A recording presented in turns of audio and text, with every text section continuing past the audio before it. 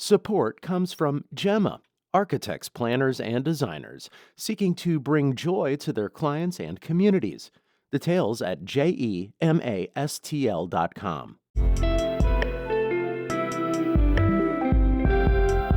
From the St. Louis Public Radio Newsroom, this is The Gateway. It's Monday, August 3rd. I'm Abby Larico. Increasing volatility and sky-high prices in agriculture are making it a tough time for the next generation to take over. Just look at the price of machinery, and the economies of scale it takes to be successful. How that tough economy is impacting what's often been a family business. Coming up after this news on The Gateway. Hundreds gathered near Overland City Hall last night to mourn a couple killed in Guatemala after their lives were upended by federal immigration enforcement. St. Louis Public Radio's Brian Munoz reports. We shall overcome. Community members sang and laid flowers at a makeshift altar near Overland City Hall to mourn the killings of Glendy Gonzalez de la Cruz and Nixon Perez Paz. Yeri Castillo is a friend of Gonzalez de la Cruz and an organizer with Fuerza, a local immigrant rights group that put the vigil on. She spoke through a translator. We are gathered here with our hearts filled with pain. We remember Nixon and Glendy and how tragically and terribly their lives were taken, because no family should ever have to go through something like that. Castillo joined organizers in calling for immigration reform, including affordable health care, safe housing, and good jobs for immigrants. I'm Brian Munoz, St. Louis Public Radio. A former Sangamon County, Illinois sheriff's deputy convicted of killing Sonia Massey will remain behind bars. The Illinois Prison Review Board Friday unanimously denied Sean Grayson's request for compassionate release. Grayson is less than a year into his 20-year sentence for pleading guilty to second-degree murder in the 2024 fatal shooting of Massey. Grayson sought early release because he has terminal stage 4 cancer. The board took just 10 minutes to decide to deny Grayson's request after hearing from Massey's family saying Grayson had shown no remorse for the killing. After facing public scrutiny for posting on Facebook that Dr. Anthony Fauci should receive a public hanging, Madison County Chairman Chris Slusser says his comment was hyperbole. STLPR's Will Bauer reports the Republican says he meant that the former top infectious disease doctor should face more scrutiny. Slusser wrote, quote, he should receive a public hanging after Fauci repeatedly declined to answer questions at a recent Senate hearing. Slusser says no one who knows him would ever think he would call for political violence. Somebody decided to take it and exploit it and try to make it into something much more to try to embarrass me. And looking back, I probably wouldn't do it again because I don't want, to bring that kind of scrutiny on my friends or anything else like that. Local lawmakers in both parties have criticized the comment, arguing elected officials have a responsibility to raise the bar on public discourse. The Metro East County's Democratic Party called for Slusser to resign, but he says he won't. I'm Will Bauer, St. Louis Public Radio. The Missouri Department of Social Services is encouraging people to stay informed as federal H.R. 1 changes roll out. H.R. 1 is the so-called One Big Beautiful Bill approved under the Trump administration. The legislation will affect public assistance programs in Missouri and includes changes to eligibility requirements, verification processes, and other program requirements.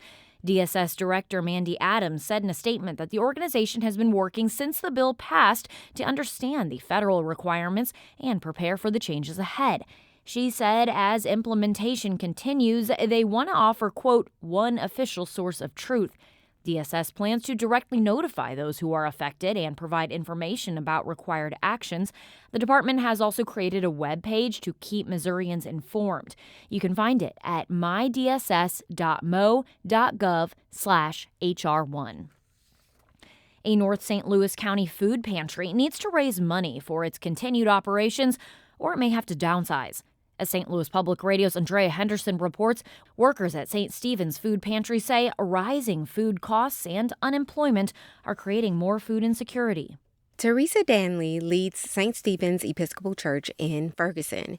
She says the church's pantry often has a line before they open because people are desperate to get food on the table. All kinds of ways that people are being squeezed. It's really difficult, and I wish we didn't just have to have a mishmash of services. I wish people got paid more. It's really expensive to be poor. Danley says rising grocery bills, gas, and rent is pushing more families to pantries, and it's becoming hard for St. Stephen's to keep up.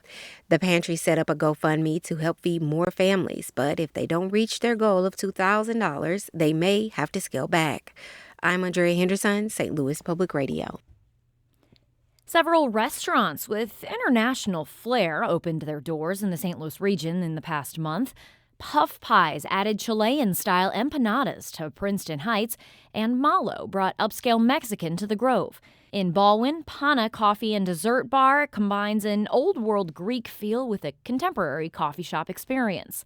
The region also lost several restaurants. Cyberg's on Market closed after 36 years in downtown West, and the Boom Boom Room is closed while it relocates a few blocks down Washington Avenue inside Buddy's local bar and grill. For more restaurant news, head to stlpr.org/new restaurants.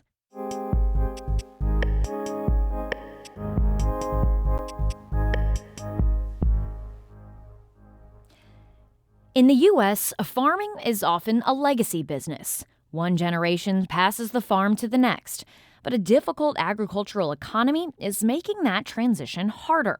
Harvest Public Media's Tadeo Ruiz Sandoval reports how steep costs and economic uncertainty are impacting the farm succession plans.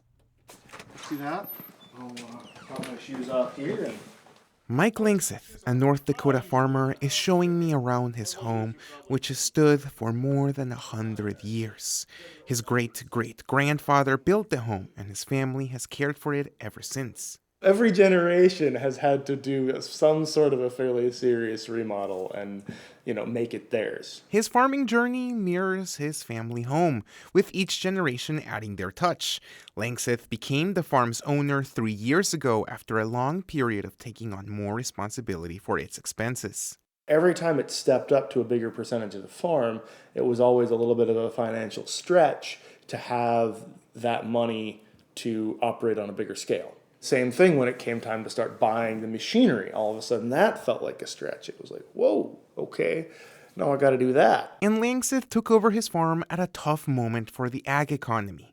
Shifting trade policies and supply chain disruptions have raised the price of gas, machinery, fertilizer, and other operating expenses.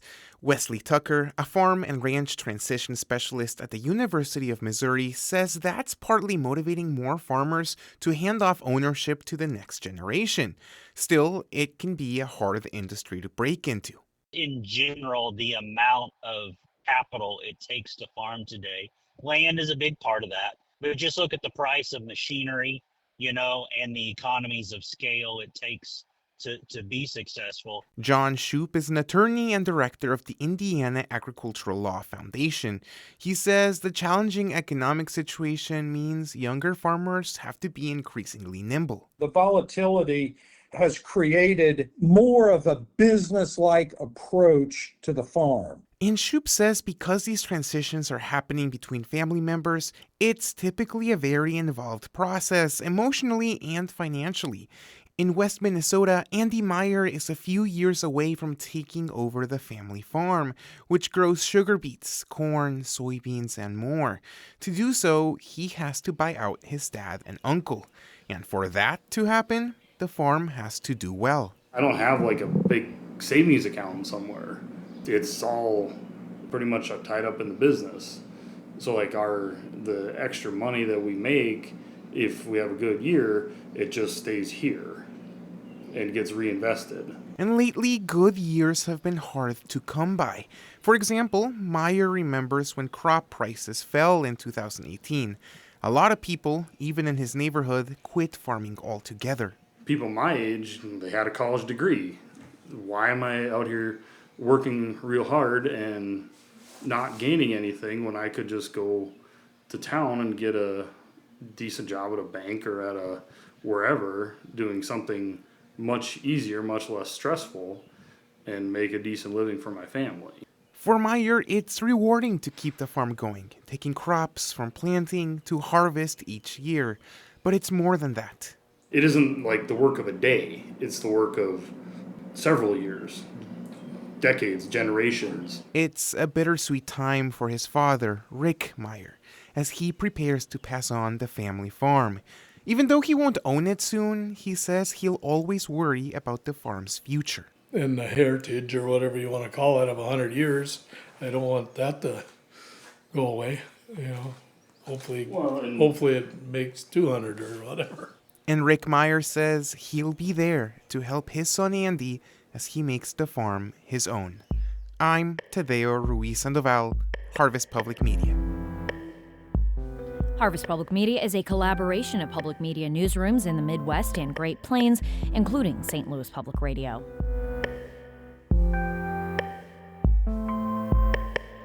The Gateway is a production of STLPR, a listener-supported service of the University of Missouri-St. Louis.